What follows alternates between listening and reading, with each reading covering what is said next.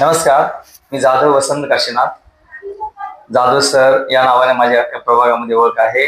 मी राष्ट्रवादी काँग्रेस पक्षाचा अजित पवार गटाचा उमेदवार असून घड्याळ चिन्हावर प्रभाग क्रमांक 12 मधून निवडणूक लढवत आहे.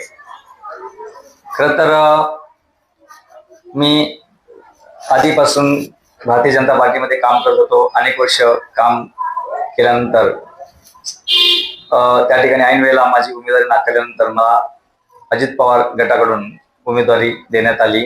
मी सर्वप्रथम त्यांचं आभार मानेन.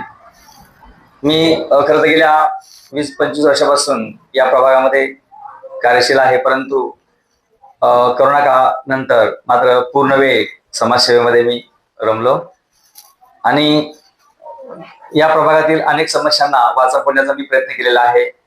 त्याच्यामध्ये मग पाणी, लोकसंख्या इथे कोकणामधील लोकसंख्या वाढल्यानंतर पाण्याची समस्या निर्माण झाली होती.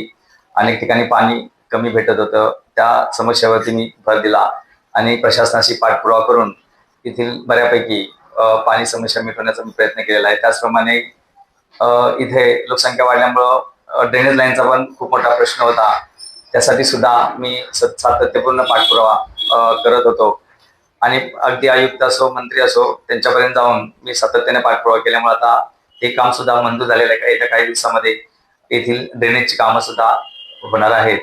त्याशिवाय ज्या ज्या मूलभूत समस्या नागरिकांना भेडसावत होत्या त्या मी सोडवण्याचा प्रयत्न केलेला आहे आणि येथील नागरिकांनी मला त्यासाठी खूप मोठा प्रतिसाद दिलेला आहे. आणि अगदी असं होतं की जाधव सरांना कुठली गोष्ट सांगितली तर ते काम होतं आणि त्यानुसार मग मी लोकांच्या आग्रहास्तव ही निवडणूक लढवत आहे आणि याचा माझ्या मतदारांचा मला भरघोस पाठिंबा या प्रभागातून मिळत आहे.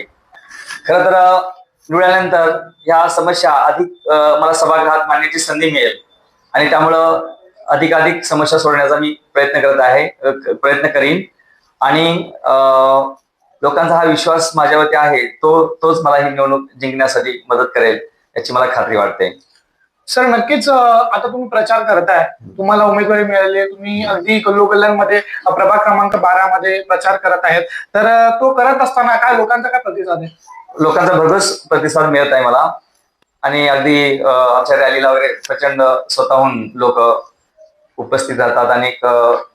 अनेक ठिकाणी माझी ओवात सुद्धा आणि त्याच्यामुळं मला एक अशी खात्री वाटते की आपण याच्यामध्ये भरघोस मतं मिळवू शकू.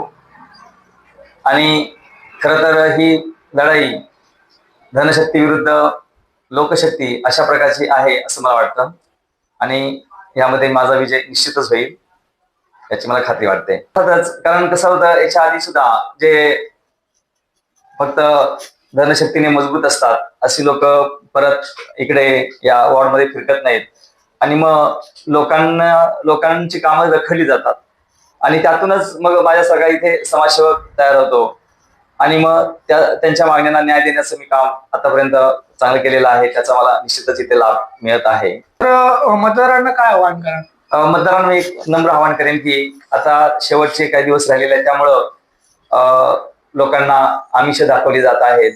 त्याचप्रमाणे